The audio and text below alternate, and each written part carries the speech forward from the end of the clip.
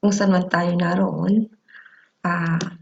Bago po ako magsimula, gusto ko po kayong i-welcome lahat at nandito kayo sa aking Zoom meeting presentation.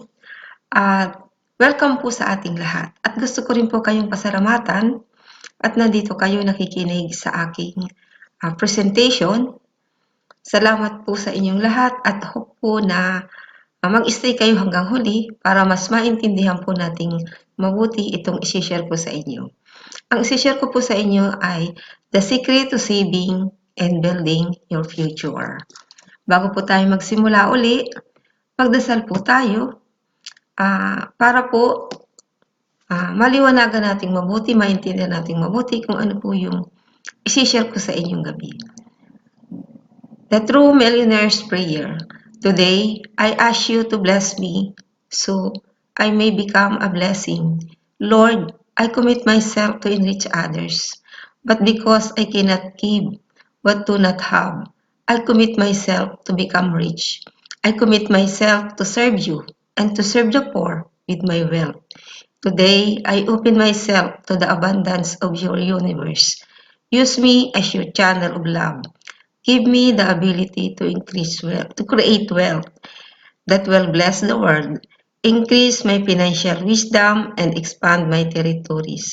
I place my life in your hands. In Jesus' name, Amen.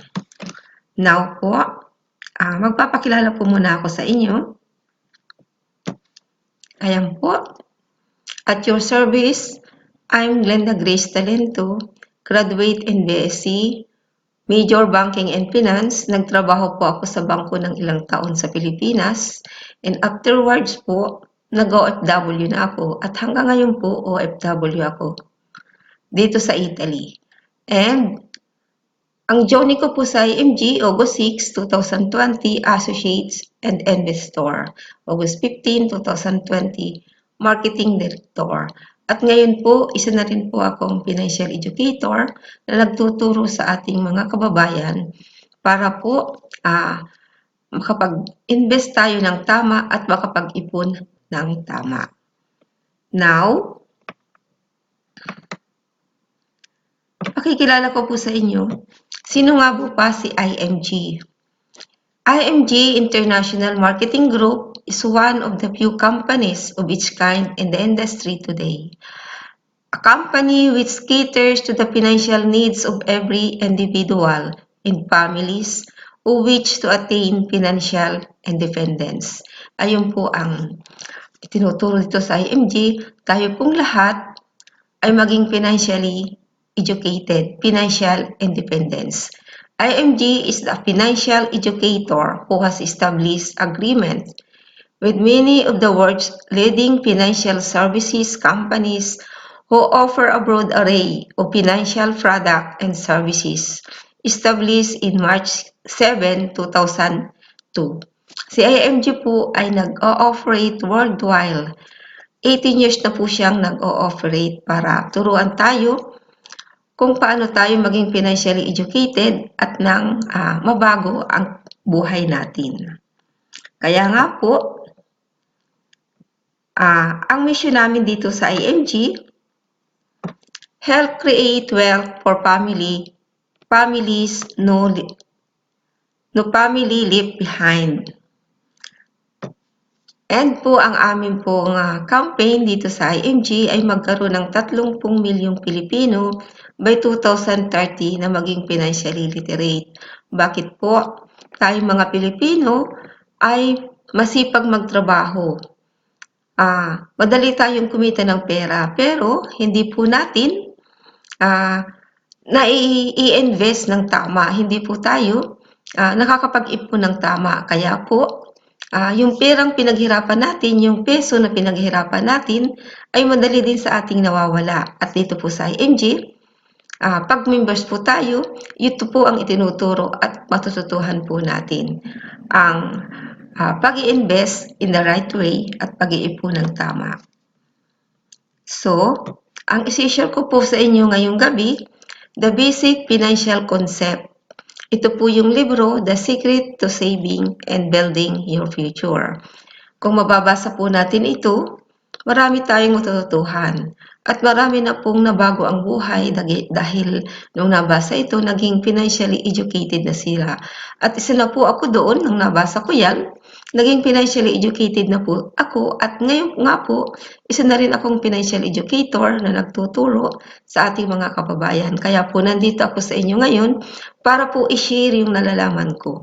Sabi nga po, financial education is just not for the wealthy, it's just for everyone. Tama po yun. Para po sa lahat ang financial education, lahat po ay nagsisimula sa financial education para po makapag-ipon at save tayo in the right way. And so, we need to learn this book, The X-Carb Concept, Prosperity Formula, 10-20-70 Rule, Building Solid Financial Foundation, Power of Compounding Interest, Role of 72. Ang number one concept po is the X-Carb concept. Ano po yung X-Carb concept? Ganito po yun, isi-share ko sa inyo. Kung makikita po ninyo yung brown arrow na arrow na naka-arrow sa old, ayan po yan, yung stage 1 po, pag tayo ay bata pa, young pa tayo. Stage 2, stage 3, yan po yung nasa middle age na tayo. 30 o 40 plus. Sino po dito yung nasa middle age na? Congratulations po at nasa middle age na tayo. At stage 4 naman po ay yung po yung senior citizen na, yung po yung 60 to 65 above.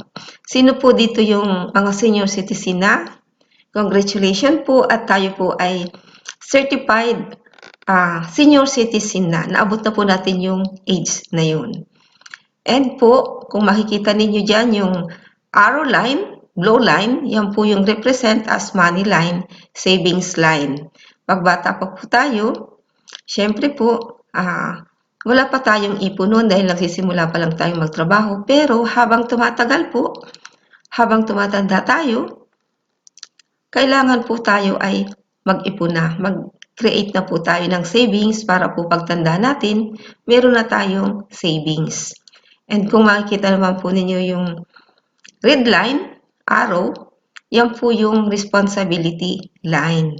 Pag bata pa po tayo, marami tayong responsibility and expenses dahil nagsisimula pa lang tayong magpamilya. Pero po, habang tumatagal, habang tumatanda tayo, dapat bumababa na rin yung responsibility natin at pag matanda na tayo, mababa na po yung responsibility natin. At ano po yung responsibility natin na yun, yung mga expenses na yun pag tayo ay bata pa, yan po yung foods, shelter, clothing, education, health, death, and loan. Yan po yung mga expenses natin at ano po yung isinusuporta natin sa mga expenses na yan, yan po yung ating trabaho ngayon. Nagtatrabaho tayo para tayo kumita ng pera para isuporta natin sa ating mga responsibility and expenses. Yun po yung tinatawag nating active income, yun po yung trabaho natin ngayon. And syempre po, pag tayo matanda na, hindi naman po nawawala yung mga responsibility and expenses, nandiyan pa rin po yun, pero mababa na po siya. Nandiyan pa rin po ang foods, shelter, clothing, education, health, death-free. Lalo na po yung health, pag tayo po ay matanda na, dyan na po naglalabasan yung ating mga sakit. Meron na po tayo dyan mga iniinom na maintenance. At death-free po, dapat po pag tayo matanda na, wala na tayong utang dahil para magkaroon tayo ng peace of mind pag natutulog tayo sa gabi, mahimbing ang tulog natin at hindi rin po tayo nai-stress dahil po ang stress ay pinagmumula ng sakit. At ano po yung sinusuporta natin dyan pag tayo ay matanda na, yung po yung passive income, yung po yung money working for us, yun na pong pera ang magtatrabaho sa atin, yun po yung ipon natin. Kaya po napakahalaga na mag-ipon tayo habang bata pa tayo, habang productive pa at may trabaho. Para po pag tumanda tayo, meron tayong passive income, yung money working for us. At yan po ang itinuturo dito sa IMG. Pag tayo po ay members, tinuturoan po tayong mag-ipon ng tama at mag-save ng tama. At kung makikita po ninyo yung life, yan po, nasa gitna po nun ay if. What if we die too soon? And what if we live too long? What if po kung tayo ay kinuha agad ni Lord, namatay ka agad tayo, ano po yung solusyon natin dyan? Yun po yung life insurance. Dapat po kumuha tayo ng life insurance para po pag tayo ay nawala ng maaga, mayroon tayong maiiwan sa ating pamilya, hindi magiging kawawa. Meron isusuporta sa ating mga naiwan na responsibilities and expenses katulad po ng education, kung tayo namatay agad at nag-aaral pa yung mga anak natin. And kung tayo po ay may utang na naiwan, yung pong mga life insurance na yun ang magsusuporta sa atin, lalo na po kung tayo ay breadwinner ng pamilya. Kung mahal natin ang ating pamilya, proteksyonan natin ang ating sarili. Kumuha tayo ng life insurance to protect our family. At ano naman po yung pag tayo ay namatay agad, we live too long.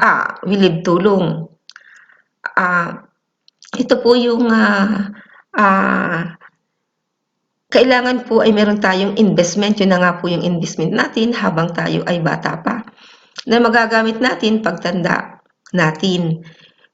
Yun po ang magpoprotekta sa atin. At salamat po at kung tayo ay pinagkalooban ni Lord ng mahabang buhay, dahil yan lang po ang gusto natin, humaba ang ating buhay. Ayun po yung yun po yung magagamit natin sa mga responsibilities natin, lalo na po pag tayo ay matanda na, doon naglalabasan yung sakit natin at meron na tayong iniinom na maintenance dahil yun habang bata, pag matanda na tayo, nahina na yung ating immune system gawa ng nagtrabaho tayo habang bata, kaya pag matanda na tayo, nagkakasakit na tayo, doon naglalabasan yung ating mga sakit. At yun po yung isusuporta natin dyan, yung ating passive income, yung ating money working for us. Ayan po. Hope po na naintindihan ninyo itong X-carb concept ng libro. Kung sino man po ang may tanong sa inyo, pagtapos po ng aking presentation, pwede po kayong magtanong at sasagutin namin. And number 2 concept po is the prosperity formula. Pay God first before. Nung wala pa ako dito sa IMG, ang alam ko lang pong formula is income equals minus savings equals expenses. Ngayon po, ito po pala yung prosperity formula. Yung dapat nating sundin na itinuturo dito sa IMG. Income minus tithes. Bakit po tithes? Kailangan i-minus natin yung tithes dahil po dapat po tayong magbigay ng ating tithes kay Lord. Dapat po nating bayaran si Lord. Magbigay ng ating love offering. Dahil po ang ating buhay, ang lahat ng ating ikinabubuhay at kung anong meron tayo ngayon ay galing po kay God. Kaya marapat lamang po na magbalik tayo ng pasasalamat sa Kanya na 10% na tithes, yun po ang ating gagawin. And ano naman po yung 20%? Yun po ay para sa ating sarili. Tayo po ay nagtatrabaho. Dapat po bayaran natin ang ating sarili. Ilagay po natin yung 20% na yan sa ating savings, kung saan tayo nagsisave, kung sa bangko, mutual fund, o stock market. Para po yan po ay handa natin in the future dahil aminin natin po at hindi, tatanda tayo at hindi na tayo makakapagtrabaho. Kaya kailangan po mag-save tayo ng para sa atin. Equals expenses na 70%, doon lang po tayo magkukuha ng expenses natin. Pag nabawas na natin yung 10% tithes and 20% na isisave natin para sa ating sarili. Ayan po. Sa inyo po ba tama na yung 70% expenses? Congratulations po kung tama na sa inyo at nasusunod nyo yung prosperity formula at lalo tayong pagpapalain. Kung hindi naman po, dahil po yung iba, sabi po ay kulang po yung 70%. Ano po ang solusyon doon kung kulang pa yung 70%? Ang solusyon po doon, mag-create tayo ng another source of income. At yan po ay itinuturo dito sa IMG. Meron pong business si IMG, business opportunity, na kung gagawin po natin yung business ni IMG, magkakaroon tayo ng another source of income na idadagdag natin dyan sa 70% expenses. Ano pa po ang maaaring solusyon natin? Bawasan natin po yung ating mga wants. Kung tayo po ay kumakain ng 4 times a month sa labas, Gawin na lang po nating 2 para makatipid tayo, sa bahay na lang po tayo kumain. Kung tayo po ay mahilig sa mga sales, tayong mga Pilipino, mahilig tayo sa mga sales, lalo na sa gadgets. Pag may bagong cellphone at sales, bibili po tayo kahit pwede pa naman yung cellphone natin. Huwag muna po tayong bumili para po masolusyonan natin yung 70% expenses na kulang natin. Sabi nga po, may iPhone, wala namang ipon. Kaya dapat po huwag tayo laging bibili ng sales kung pwede pa naman yung ating mga gamit. Yan pong formula na yan, mahirap pong gawin dahil hindi natin nakasanayan, lalo na po yung pagta-tights, pero yan po yung tamang formula. Kaya kung members tayo na IMG at tayo ay mag-members din, sundin po natin, gawin natin para din po yan sa sarili natin para lalo tayong pagpalain. Hope po na naintindihan ninyo itong prosperity formula at magawa din po natin. Ang number 3 po is, na concept ng libro is how to build a solid financial foundation. Yan po yung order of priority. Para po yung sa bahay, kung magtatayo po tayo ng bahay, kailangan po matibay yung pundasyon para hindi po siya basta-basta nasisira kung dumating ang bagyo, ang lindol, ang hangin malakas. Nakatayo pa rin po siya. Hindi po siya basta-basta nasisira. Para din po yung pagtatayo natin ng ating financial foundation. Ang una po nating i-create is, gagawin is healthcare. Bakit po? Dahil po pag tayo ay nagkasakit, lalo na kung malala ang sakit natin, ay mauubos yung ating mga naipon hanggang magkautang-utang pa tayo. At saka po kung tayo nagkasakit at wala tayong healthcare, may investment tayo, hindi naman po natin maibabayad sa ospital yung halimbawa yung investment natin ay titulo ng lupa. Hindi po yun natin maibabayad sa ospital na, doktor, ito muna po ang ibabayad namin, titulo ng lupa. Hindi po yun tatanggapin. Pero kung may healthcare po tayo, ipakikita lang po natin yung ating card at tatanggapin na po tayo at alam po na meron tayong insurance na healthcare. Sabi nga po, pag tayo ay pumasok sa ospital na may pera, lalabas tayong wala ng pera, pulubi na. Bakit po? Sa mahal po ng pagpapa-ospital. At isa pa po, sabi din po natin na walang namamatay dahil walang doktor na gagamot o walang medicine na ibibigay sa atin. Marami pong namamatay na Pilipino dahil po walang pampa-ospital, walang pira na pampa-ospital dahil sa mahal. Kaya po, mahalaga po na kumuha tayo ng healthcare natin, kung mahal natin ang ating sarili at ating pamilya, kumuha tayo ng healthcare to protect ourselves and our family. Ganyan po kahalaga. Yan po ang una nating i-create, yun po yung pinaka-foundation natin. And ano po yung sunod na i-create natin? Income protection, life insurance. Ito po yung solusyon sa what if we die too soon. Dahil po, pag tayo namatay agad, meron tayong may iwang insurance, life insurance sa ating pamilya. Hindi maging kawawa yung pamilya natin, may magagastos sila sa mga responsibilities na naiwan natin. And number 3 po is eliminate death. Dito po sa IMG, tinuturo po na huwag tayong mangutang, mawala yung utang natin. Bakit po? Para hindi tayo ma-stress at para meron tayong peace of mind.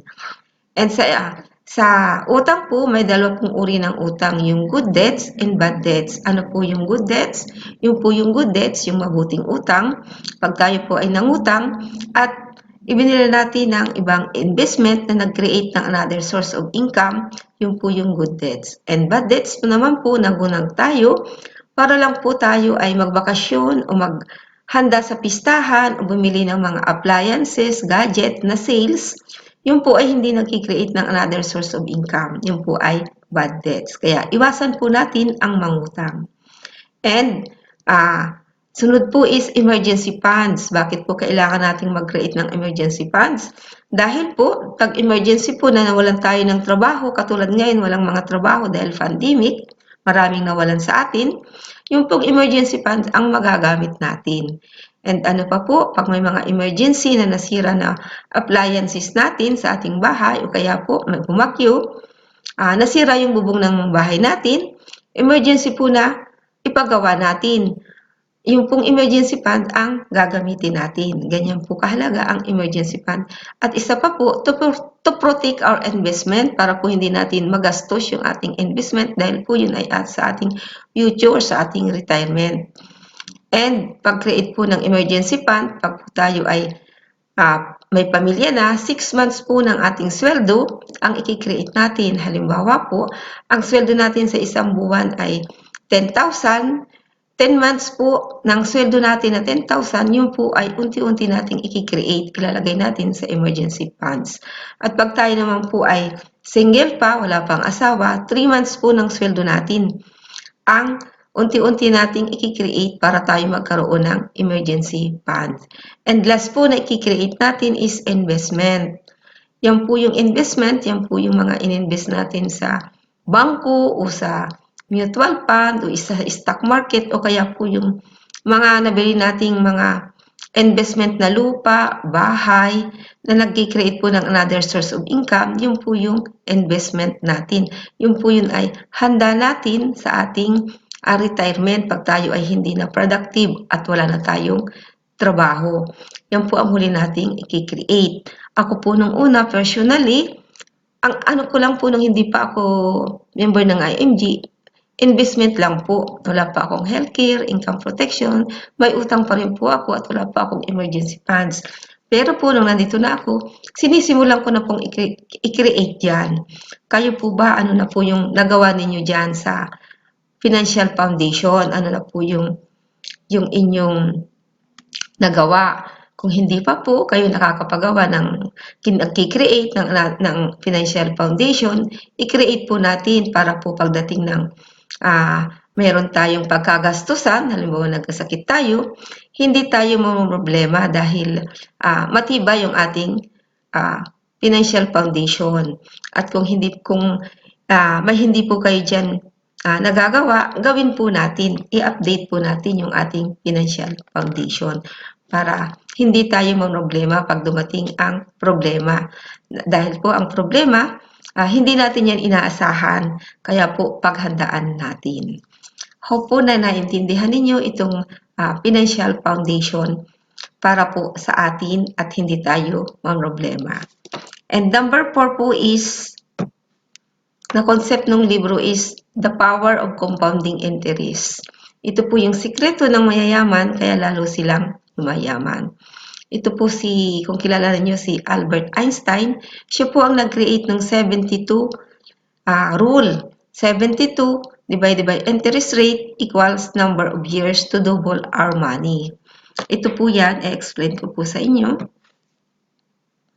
Ayan po, pag tayo po ay 29 years old na at meron tayong 100,000 at bangko lang ang alam nating pagdepositan ang ibinigay sa atin ni bangko na interest ay 4%. Kaya po 72 divided by 4 equals 18 years po. Pagkalipas po ng 18 years bago tumubo yung pera natin, bago magdoble.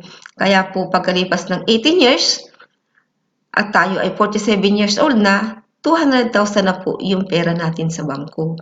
At pagkatapos po ng 18 years, 65 years old na tayo, 400,000 na po yung pera natin sa bangko. Sa inyo po bang palagay, yung 400,000 na yun ay tama na sa ating retirements dahil po 65 years old na tayo, hindi na tayo productive, hindi na tayo tatanggapin sa trabaho dahil matanda na tayo, mahina na tayo. Sa akin pong palagay, kulang po yung 400,000 pesos para sa ating retirements. Dahil po pag matanda na tayo, hindi na po naglalabasan yung sakit natin, may mga maintenance na tayo, ay paano po yung iba nating mga bills, pambayad sa ilaw, sa tubig, dahil nandiyan pa rin po yun, di yun po nawawala yung pagkain natin, kaya po kulang yun. Si bangko naman po, financially educated na, hindi lang po niya inilagay sa vault niya yung bangko, yung pera nating ininvest. Inilagay po niya yung sa mas mataas na interest na 12% interest. Kaya po 72% divided by 12% equals 6 years to double our money, yung binilagay natin sa bangko. Kaya po nung 29 years old tayo, yung perang inilagay natin sa bangko, inilagay niya yun sa 12% interest. Kaya po pagkalipas ng 6 years, 35 years old na tayo, 100,000 na po yung pera natin. At pagkalipas po ng 6 years, 41 years old na tayo, 400,000 na po yung pera natin sa bangko. And so on, hanggang makadating po tayo ng 65 years old, 600 million, 400,000 po yung pera natin sa bangko na inilagay ng bangko sa 12% interest. Kaya po si bangko ang tumubo ng malaki dun sa ating pera. Ganyan po kahalaga ang maging financially educated. At yan po ang itinuturo dito sa IMG. Dapat po alam natin kung saan natin inilalagay yung pera natin ng mas mataas na interest para po malaki ang tubo niya. At malaki po ang makukuha natin pag tayo ay retire na, pag hindi na tayo productive, wala na tayong income. Ayan po, ganyan po kahalaga ang maging financially educated na. At sabi nga po, time is our greatest asset. Ayan po. Habang bata pa tayo, mag-ipon tayo at maging financially educated para mailagay natin sa tama yung ating perang inipon. Yan po, hope po na naintindihan ninyo itong compounding interest. Kung sino po yung may tanong sa inyo,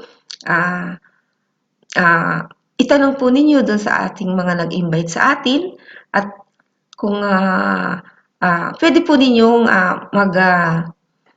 isulat yung inyong mga katanungan diyan po sa inbox dahil pag nabasa po namin yun, sasagutin po namin sa susunod na video o sasagutin po namin din diyan po sa inbox sa baba. Magandang umaga po uli sa inyong lahat at salamat po at nakinig kayo sa aking presentation. Hope po na